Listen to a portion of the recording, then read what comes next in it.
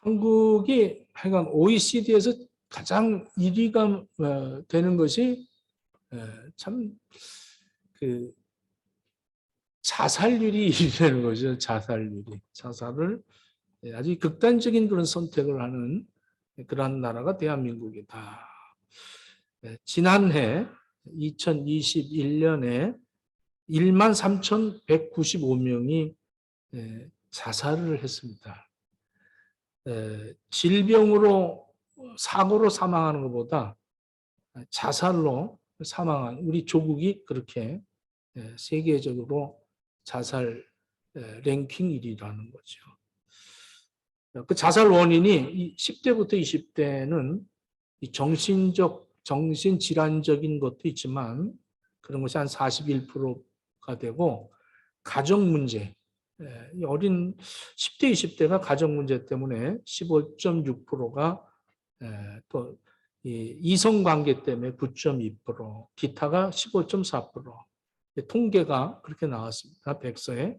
21세부터 30세는 정신과적인 문제가 43.1%, 경제 문제, 이제 20대, 30대가 되니까 경제적인 문제가 되죠. 그래서 20.3%, 또 이성 문제가 10.5%, 그 다음에 직장 업무상의 어떤 문제 때문에 7.6%다. 31세부터 51세까지는 경제 문제가 37%, 그리고 정신적인 문제가 이제 조금 줄어들어요. 29%. 그리고 가정 문제가 9%. 51세부터 60세까지는 경제 문제가 32.5%, 정신적 문제가 이제 32%. 거의 대등하게 이렇게 경제적인 문제와 정신적인 문제. 61세부터 이제 그 이상은 육체적인 질병이 41.6%. 그러니까 살면서 뭐 이제 혈압으로 뭐 쓰러지든가 이래서 풍이 오면 아주 그 자기의 그 정체성을 상실해 버리면 참 사는데 굉장한 어려움을 겪는다고 그래요. 정신적인 문제가 29.4%, 경제 문제가 11.9%, 가정 문제가 6.9%다. 특별히 이제 청소년 자살 문제가 큰 문제입니다. 청소년 자살 문제. 이제 다문화적인 그런 사회가 형성되어져 가고 있기 때문에 큰 문제가 이제 행복감, 다른 이게 비교죠. 이제 행복이라는 건 비교가 되어지고 또 열등감 이런 것들이 생긴다 그래요. 환경적인 그런 원인, 학대, 어릴 때부터 부모로부터 학대를 받으면서 살아간 그런 일들이 굉장히 이제 충동적으로 이런 결과를 갖는다고 합니다. 최근에는 인터넷에 자살 사이트가 있어서 이제 자살하는 방법들을 청소년들에게 제공해 준다고 해요. 이렇게 엄청난 자살 확률이 많은 그런 환경이 지금 저희들에게 지배적으로 있습니다. 얼마 전에 오산고등학교에서 6명의 여학생들이 자살을 기도했던 사건이 있었습니다. 이들이 그 자살을 기도한 이유는 학교에서 선생님들한테 인정받지 못하고 부모에게도 인정받지 못해서 또 친구들에게는 또 왕따를 당하여서 세상에서 나는 쓸모없는 존재다. 자기의 그 존재 가치에 쓸모없음을 깨닫고 자살을 기도했던 그런 6명의 여학생들을 이 담임 선생님과 교장 선생님이, 교장이 아마 전재현 선생님인데, 정신지체장애 수용 시설에 일주일간을 이 6명의 여학생들을 데리고 갔답니다. 그래서 일주일 동안 그 환경 속에서 살았는데, 맨 처음에는 투덜거리고 불평을 하기 시작했지만 시간이 가면서 태도가 변하더랍니다. 그리고 자기들이 가장 참 세상에서 불행한 존재라고 생각을 했었는데, 쓸모없는 사람이라고 생각을 했었는데, 자기들보다 더 불쌍하고 쓸모없는 사람들이 있다는 것을 발견하기 시작을 합니다. 그리고 마지막 날 떠날 때 이 6명의 여학생들은 눈물을 흘리면서 자신들보다 더 불쌍한 사람들을 위해서 살아야겠다고 그 삶의 가치를 깨달았다고 해요. 이들의 변화시킨 그 원동력이 뭔가? 그것이 이제 오늘 제가 얘기하고 싶은 이야기입니다. 내가 살아야 되겠다. 내 삶이 분명하게 나는 왜 사는가를 깨닫게 될 때, 그때의 그 목적이 발견이 되어지는 거죠. 그들은 자기보다 불쌍한 장애 아이들을 보면서 자기의 생활을 어떻게 할 것인가를 이렇게 깨닫는다는 거죠. 우리가 왜 사느냐, 왜 살고 있느냐, 여기에 대한 분명한 목적의식이 없으면 여러분들도 어떤 충동적이 생길 때, 아주 절박한 상황에 놓였을 때 우리는 자기도 모르는 사이에 죽고 싶다, 그런 의도를 행동으로 옮길 수가 있다는 겁니다. 여러분들은 한번 죽고 싶다, 이렇게 자살해보고 싶은 그런 생각들이 없었습니까?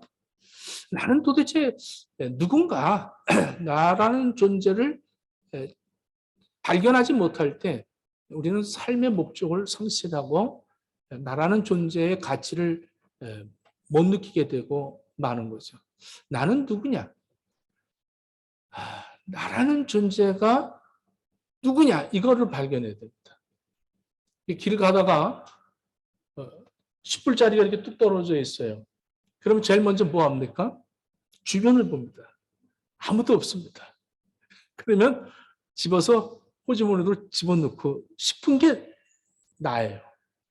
아무도 없을 때 나가 그런 행동을 하는 거죠. 누가 있으면 못하는데 누가 없으면 나는 그런 행동을 취하는 거죠. 운전을 파킹을 하고 나오다가 옆 차를 슬쩍 긁었어요.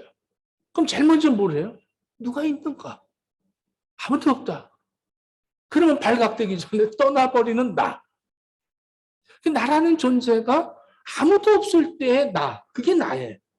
나죠, 나. 아무도 없을 때 내가 행동하는 그 나는 누군가. 아무도 사람이 없을 때 용기를 내는 것이 진정한 용기라는 거죠. 아무도 없을 때 죄 짓는 게 진정한 나라는 거예요. 아무도 보는 사람이 없다는 것은 나의 행동에 아무런 제약이 없다는 거죠. 내가 아무런 행동을 해도 문제가 될 것이 없다는 거죠. 이런 아무런 제약이 없을 때 나의 모습이 솔직한 나의 모습입니다. 사람들이 보지 않는 그런 가운데서 내가 정직하다면 그 사람 정말 정직한 사람입니다. 아무도 보는 사람이 없을 때 내가 남의 물건을 훔쳤다면 그 사람은 부정직한 사람입니다. 여러분은 아무도 보는 사람이 없을 때 여러분 자신이 누구라고 생각하십니까? 한번 또 다른 경우를 한번 생각해 봅시다. 나를 소개할 때, 나를 모르는 사람에게 나를 소개할 때 나는 누구인가? 한번 생각해 봅시다.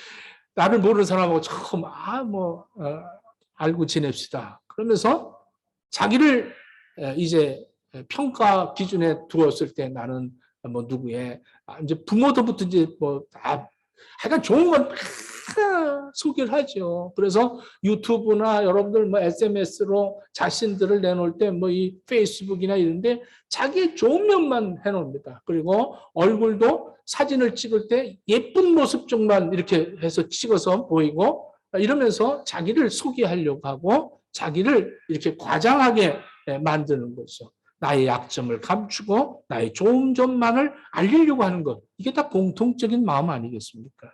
나를 모르는 사람들에게는 나 자신을 포장하는 가능성이 있습니다. 여러분을 모르는 사람에게 여러분을 소개할 때 나는 자신이 내가 누군가 이거 모르면 이것도 문제인 거예요. 나를 모르기 때문에 가장한 그것이 나다. 어떠한 직감이 난 줄 알고 어떠한 그런 직분이 나인 줄 알고 생각을 합니다. 그럼 저도 어느 때 그럴 때가 있어요. 내 직분이 나의 명칭이 나의 호칭이 거기에 내가 노예가 되어서 총회장님 하면 총회장 행세를 해야 되고 교수님 하면 교수의 행세를 해야 되고 목사님 하면 목사라는 그 행세를 해야 되는 나. 그게 진정한 나인가? 그런 그 직감에 노예가 되어서 나라는 것을 잊어버리고 나는 다른 나가 되어버릴 때 이게 얼마나 참 안타깝습니까? 또 다른 사람의 시선에 노예가 되어서 저 사람이 나를 어떻게 볼까? 저 사람이 나를 어떻게 평가할까? 여기에 노예가 되어져서 항상 사람이 볼 때는 점잖은 척하고, 사람이 볼 때는 얌전한 척하고, 사람이 볼 때는 아주 쑥스러워 부끄러워하는 척하고, 아는 체하고, 이러면서 나의 자체를 모르고 살아가면서 허송세월을 하고 있고, 왜 사는지 모르고 이렇게 살게 되기 때문에 사람들은 아주 충동적인 문제가 생길 때 자살을 선택하게 되는 겁니다. 나를 모르기 때문에 그런 거죠. 내가 누군가? 여러분 자기 자신을 알 수 있습니까?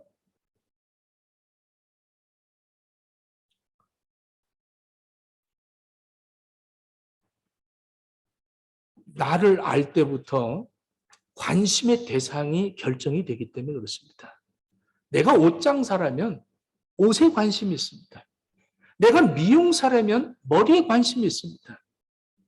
내가 누군가가 나란 정체를 알게 되면 그때부터 관심이 거기에 있는 거예요. 아, 나는 여기에 관심이 있다. 이렇게 되는 거죠. 여러분들은 여러분들의 자신이 누군가를 발견하지 못하기 때문에 어떨 때는 이것도 좋고 어떨 때는 저것도 좋고 그래서 어린아이들을 이게 양육할 때 뭐 피아노도 쳐보게 하고 또 수영도 시켜보고 여러 가지를 이렇게 시키면서 그 아이가 자기가 나는 이게 좋다 이렇게 해서 그런 것들을 선택할 수 있는 그 대상을 만드는 거죠. 그러면서 인생을 이렇게 성장시키는 거겠죠. 오늘 사도 바울이 오늘 1절 말씀을 한번 보겠습니다.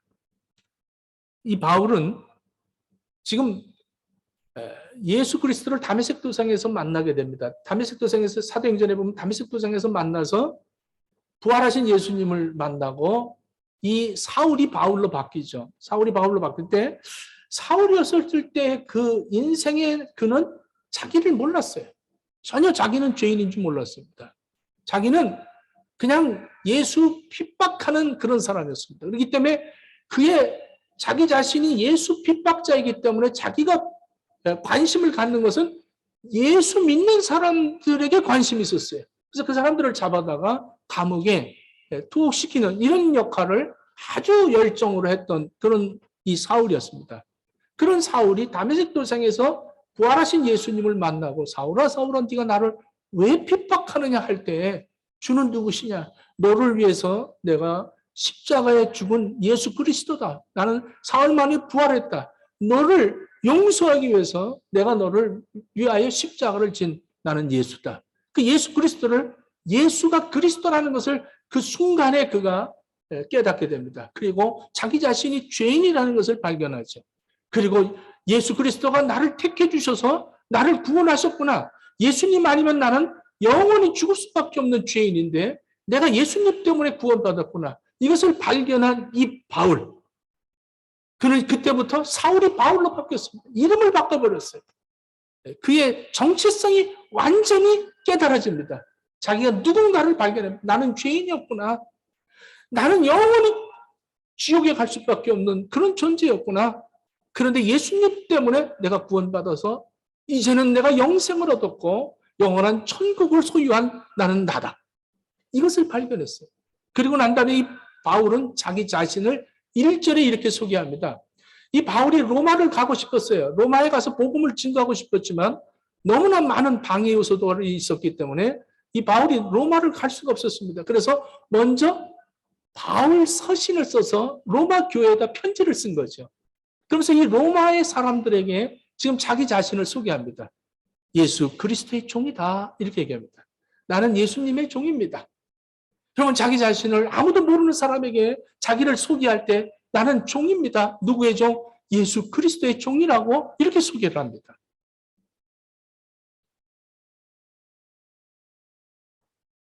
우리가 나가서 누가 그 만나면 처음 만날 때 나는 개혁교단 총회장입니다. 나는 SGD 교수입니다. 나 행복의 목사입니다. 이번에도 한국의 하얏트 호텔에서 이 모임을 이제 초창 기도를 할 때 전부 뭐 최고의 뭐 이런 사람들만 모였는데 나를 갖다가 뭐 개혁교단 총회장 뭐 이렇게 소개를 하려고 이렇게 해서 야 그렇게 하지 마라. 그 극동방송 사장님한테 그렇게 하지 마시고 행복의 교회, 시드니 행복의 교회 목사, 요거만 딱 해갖고 딱 놨어요. 기분이 좋더라고. 그러니까 기분이 굉장히 좋았어. 내가 행복의 교회 목사지.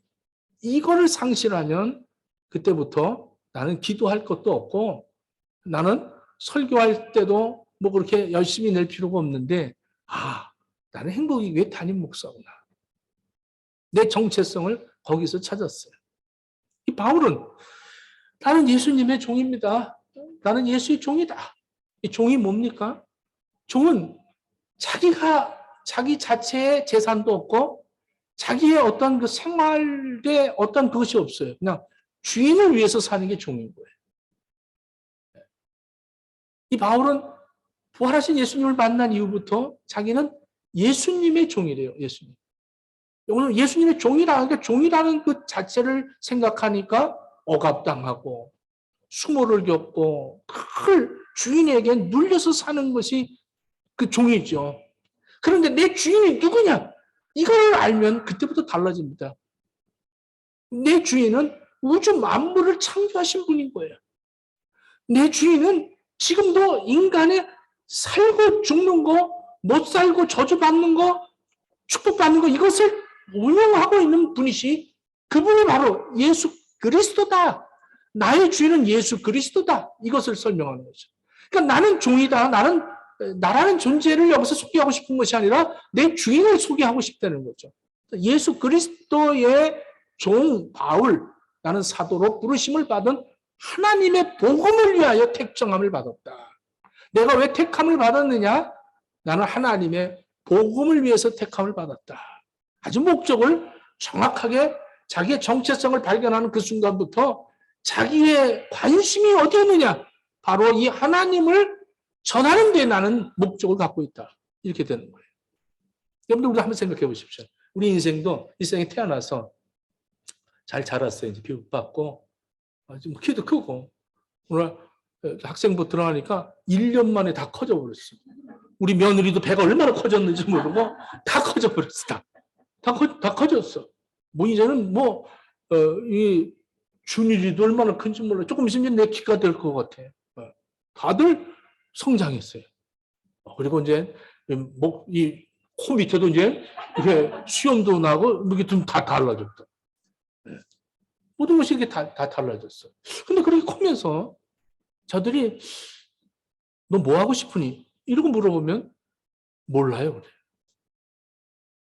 다 컸는데 너 뭐 하고 싶으니? 그러면 뭐 하고 싶은 게 없어. 하고 싶은 게 하나도 없는 거예요. 그러니까 왜 사니? 그 모른다는 얘기죠. 뭐가 행복하니? 행복을 느끼지 못하는 거예요. 이거 왜 그렇습니까? 내가 누군지를 모르기 때문에. 내가 누군지 모르기 때문에 그렇기 때문에 내가 왜 사는지 모르는 거죠. 좀 사실 그렇죠. 왜 사는지 모르는 거예요. 먹고 살고 좋은 거 먹고 뭐 좀 편한 거 좋아하고 누릴 거 누리고 어디 놀러 가자면 와 가고 그 순간순간마다 나는 그냥 그렇게 존재하는 그런 나. 이런 사람들이 어떻게 행복을 느끼겠어요? 이런 사람들이 어떤 목적이 있고 이런 사람들이 뭘 하고 싶겠냐? 하고 싶은 게 없는 거죠. 하고 싶은 거 물어보면 부자 되는 거. 하고 싶은 게 뭐냐? 잘 사는 거죠. 잘 사는 거. 좋은 차 타고 좋은 집에서 예쁜 여자 만나서 결혼하고 이렇게 사는 게 인생이다. 이렇게 생각을 하는 거죠. 만약 그렇게 사는데 그렇게 영원히 산다면 그건 저주입니다. 그래서 우리 하나님께서 그 에덴 동산에서 범죄한 우리 인간들 최초의 아담과 하와가 그 선악과를 따먹고 이렇게 창세기 2장에 그렇게 얘기합니다. 얘네들이 선악과를 따먹어서 우리처럼 선악을 한다. 그러니 생명과를 먹을까 두렵다. 그러니 생명과를 못 먹게 내쫓아내자. 그리고 그때 아담과 하와를 쫓아냅니다. 생명과를 못 먹도록. 이 생명과를 먹으면 영생을 하는 거예요. 영원히 죽지 않는 거예요. 그러면 그 순간에 타락한 인간이 생명과를 먹었다. 그러면 영원히 저주받은 거죠. 그건 지옥에서 영원히 다시는 죽지 못하는 영원한 그런 존재가 되는 거예요. 그래서 하나님께서 그걸 멈춰주신 것, 내쫓으신 것, 이것은 우리에게 큰 은혜입니다. 할렐루야. 이걸 요한계시록 22장에서 이것을 설명하죠. 생명수가 흐르는 것이 천국이라는 거예요. 생명 과일을 그렇게 따먹을 수 있다는 거예요. 영원한 영생을 얻는다는 거예요. 오늘 내가 구원받고 영생을 얻어야지. 저주받고 영생을 얻었다면 영원한 저주인 거예요. 근데 우리에게 예수 그리스도를 하나님이 보내주셔서 예수 믿고 구원받았다는 건 얼마나 기쁜 소식입니까? 이 축복 아닙니까? 여러분들, 이것을 깨달아지는 그 순간부터 내가 죄인이었는데 예수님 때문에 내가 구원받았습니다. 나는 하나님의 영광을 위해서 삽니다. 이 기쁨으로 사는 거야. 할렐루야. 예배가 기쁜 거죠. 왜? 주인이 기뻐하시는 일을 하는 것이 종인 거야.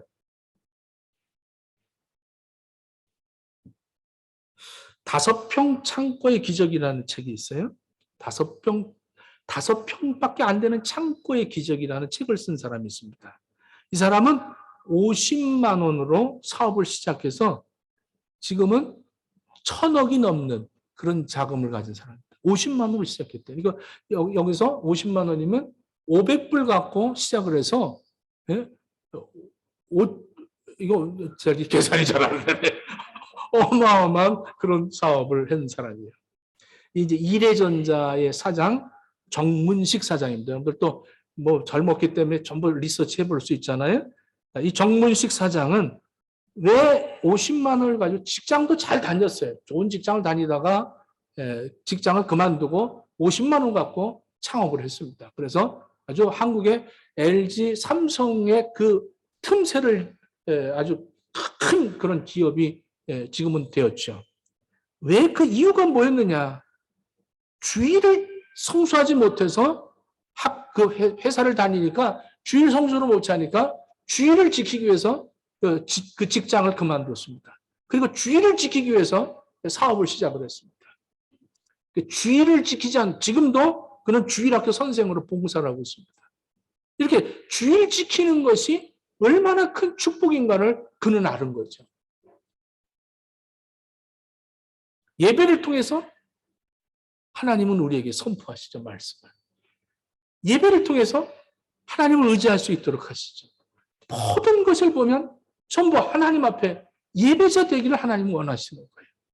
이게 복음 아니겠습니까? 지금 바울은 그런 거예요. 나를 하나님이 택한 것은 복음을 위해서 택했던 하나님의 복음. 여러분들이랑 복음을 여러분들 갖고 있는 거예요, 복음. 이 복음은 뭡니까? 복음은 간단한 거예요. 예수님이 나를 위해서 십자가에 죽으셨고, 예수님이 부활하셨고, 예수님이 승천하셨고, 예수님이 다시 오실 것이다. 나는 예수님이 나의 그리스도다. 나를 구원하셨다. 나는 영원히 이제는 사망 권세에서 이기고 영원한 천국 백성이 됐다. 이것이 우리의 복음이에요, 복음. 이 복음을 전하는 거예요. 모든 게 찬송을 부르든 설교를 듣든 모든 것이 이 복음을 전하고 있는 거예요. 어떡한지 예수의 피밖에 없네. 나의 죄를 씻기는 예수의 피밖에, 우로도 안 되고 힘수도 안 되고 오직 예수님 빠지면 안 된다는 거죠. 자, 한번 2절 한번 읽어봅시다. 이 복음은 하나님이 선지자들을 통하여 그의 아들에 관하여 성경에 미리 약속하신 것이다. 이 복음은 바로 예수 그리스도예요. 그 아들에 관하여 말하면 육신으로는 다윗의 혈통으로 나셨고 성결의 영으로는 죽은 자들 가운데서 부활하사 능력으로 하나님의 아들로 선포되어 있었으니 곧 우리 주 예수 그리스도니라. 이 복음이라는 건 예수 그리스도라는 겁니다. 할렐루야. 우리가 예수님 이름으로 기도하잖아요. 예수님의 이름으로 기도하는 거예요. 내 이름으로 기도하고 내가 무슨 막 능력이 있고 내가 막 열심을 일심전심으로 막 이래서 하나님을 손등을 꼬집어서 하나님이 마음을 감동을 받아서 그래서 내 기도를 들어주시는 것이 아니라 예수님 때문에 기도를 들어주시는 거야. 그래서 예수 그리스도를 이게 복음이라는 거예요. 예수님 때문에 우리가 모인 거예요. 할렐루야. 예수님 때문에 교회가 세워진 거예요. 예수님 때문에 우리는 사랑하고 예수님 때문에 내가 참고 사는 거고 예수님 때문에 내가 행복한 거예요. 이게 바로 예배자인 거예요. 예배. 하나님은 예배자를 신령과 진정으로 예배하는 자를 하나님 찾으신다. 이런 얘기죠. 하나님의 은혜로 사도가 됐대요. 은혜 아니면 될 수가 없는 거죠. 내가 부르시고 나를 택하시고 나를 통해서 이 복음을 전하기 위한 그 하나님의 그 귀한 그것은 은혜라는 거예요. 은혜가 아니면 은혜라는 건 미운데 은혜로 예뻐 보이는 겁니다. 저 옆 사람 보고 넌 참 은혜롭다. 이건 뭐냐면 정말 때려주고 싶은데 내가 은혜다 이런 얘기입니다. 저도 하나님이 볼 때 못돼 먹었네 이러지만 은혜다. 은혜가 아니면 안 되는 거예요. 그래서 우리는 하나님의 은혜를 구하는 거예요. 그 은혜는 뭐로 구해요? 기도로 구하는 거죠. 근데 은혜 아니면 안 되는 거예요. 내가 내 힘으로 할 수 있는 것들이 있어요. 내 힘으로 할 수 있는 건 구할 필요가 없어. 여기서 이 요트를 타고 노를 짓고 이렇게 강은 건널 수 있어요. 강은 건널 수 있지만 여러분들 이 노 짓는 배 가지고 한국 가라고 그러면 갈 수 있겠어요? 이건 뭐 불가능한 겁니다. 여러분들 날라서 하늘을 날릴 수 있겠습니까? 이게 불가능한 거예요. 그래서 비행기를 만드는 거죠. 근데 비행기를 만들어서 이제 그 제트 엔진을 달고 슉 날릴 수 있는데 그 기장들이 어떻게 해요? 기도합니다. 모든 기장들이 거의 98%가 다 하나님을 의지한다는 거예요. 기장이 탔으면 하나님. 오늘도 잘 올라갈 수 있게 해주시고 오늘도 잘 착륙할 수 있게 해주시옵소서. 왜 그래요? 인간의 힘으로 할 수 없는 것들이 있어요. 이게 날른다고 해서 이것이 안전하냐? 그건 아닌 거예요. 은혜가 아니면 안 된다. 아까 우리 선우기가 그 연주한 게 하나님의 은혜인데 너무 막 마음이 와닿아. 첫 번째 욕심이 또 하나 또 생긴 게 저 연주에 내가 한번 특성해 봤어요. 그럼 막 욕심도 불고 그냥 막 은혜 아니면 안 되는 거지. 그래서 기도하는 거예요. 하나님 은혜를 주시옵소서. 은혜를 주시옵소서. 이렇게 해서 은혜 받은 사람들은 기도 때문에 응답받았구나. 이걸 알아요. 오늘도 이규영 집사님이 이렇게 문자 썼는데 행복의 교회 우리 식구들이 기도 아니었으면 안 됐는데 이러면서 기도하는 사람은 기도 때문에 응답받은 걸 알아요. 근데 기도 안 하는 사람들은 어때? 아이고 참 난 운이 좋은 놈이야. 난 하여간 뭐든지 하여간 잘 되는 놈이야. 이렇게 여기는 거예요. 은혜 아니면 안 되는 거예요. 우리 성도들 중에 뭐 서류를 넣었다. 그럼 목사는 기도하는 거예요. 애가 뭐 안 나온다. 목사 기도하는 거예요, 밤에. 애 안 나오는 것도 내가 기도해야 돼. 네? 또 우리 김성복 고사 또 널싱홈에 코비드가 환자들이 들어. 그것도 기도하는 거예요. 모든 게 기도해. 왜? 하나님 은혜로 봐주십시오. 그래서 예수 그리스도 아니면 안 된다는 거죠. 이걸 알기 때문에 그게 기쁜 거예요. 즐거운 거예요. 내가 할 일이 생긴 거예요. 하나님의 영광을 위해서 쓰임을 받아야겠구나. 그래서 우리는 공부를 하든지 직장을 다니든지 뭘 하든지 하나님의 영광을 드러내는 겁니다. 할렐루야. 이 영광이라는 이 영광은 빛이에요. 빛. 이 빛이라는 것은 그냥 라이트가 아니야. 라이트가 아니라 글로리아야. 글로리아. 영광인 거예요. 이거는 이제는 태양도 필요 없고 달도 필요 없고 아무것도 필요 없어. 하나님의 영광에서 나오는 것이 태양이요. 그러니까 하나님의 영광을 드러내기 위해서 내가 부족하지만 하나님이 나에게 은혜를 베풀어서 하나님의 영광이 이렇게 글로리아가 나오는 거예요. 직장에서도 마찬가지고 어디서든지 나는 예수 그리스도의 종이다. 나는 구원받은 백성이다. 나는 하나님의 영광을 위해서 지금 살고 있다. 이 정체성을 갖고 있는 사람들은 뭘 하든지 그 목적이 뚜렷해요. 하나님의 영광을 위해서. 이게 즐겁고 기쁜 거예요. 바울은 이것 때문에 그래서 이제 16절 보면 복음에는 하나님의 능력이 나타나기 때문에 내가 이 복음을 부끄러워하지 않는다는 거예요. 복음만 전하면 하나님의 능력이 나타나는 거예요. 예수 믿으세요. 우리 외손주가 학교에서 친구한테 너 하나님 안 믿으면 지옥 간다 이 얘기했어요. 하나님 안 믿으면 지옥 간다는 이 얘기를 듣는 이 어린아이가 충격적이지. 5살짜리가 그 말을 듣고 친구에게 듣고 충격을 얻는 게 뭡니까? 영이 있기 때문에 충격을 얻은 거예요. 그래서 엄마한테 얘기한 거. 엄마 하나님 안 믿으면 나 지옥 간대. 얼마나 두려웠습니까? 하나님 안 믿으면 지옥 간대. 그러니까 이 부모가 또 엄마한테 그런 얘기 좀 안 했으면 좋겠다고 이러면서 부탁을 하더라고요. 복음에는 능력이 나타나니까. 누가 전하든 복음의 능력이 나타나. 이 복음을 왜 부끄러워합니까? 복음을 전하면 하나님의 능력이 나타납니다. 복음을 안 전하려고 하니까 여러분들이 자꾸 체면 차리고, 여러분 자기를 드러내고, 종이 내가 부리고 있는 주인은 예수 그리스도다 이렇게 할 수는 없잖아. 나의 주인을 드러내고 내 주인을 높이고, 이게 우리 인생의 목적이 되어진 거죠. 바울은 그걸 아는 거예요. 그때부터 자기 정체성을 알고, 그때부터 얻어마저도 복음을 전하고 감옥에 들어가도 복음을 전하고, 이러면서 그는 늘 예수를 증거하고 예수를 높였어요. 그래서 많은 교회가 세워지고 많은 사람들이 구원을 받았어요. 우리 한국의 식구들이요, 여러분들도 여러분들의 정체성을 분명히 깨달으십시오. 내가 누구 때문에 구원받았는가? 내가 죽으면 어디 가느냐? 내가 사는 동안에 하나님의 은혜로 살고, 은혜 받아서 내가 하나님의 영광을 드러내며 살아갈 수 있는 복된 삶을 살게 되기를 예수님 이름으로 축원합니다. 기도하겠습니다. 하나님, 우선순위가 바뀌는 예배자가 되어지게 하시고 하나님의 영광을 위해서 쓰임받는 행복의 주의 지체들 다 되어지도록 허락해 주옵소서. 예수님 이름으로 기도드립니다. 아멘.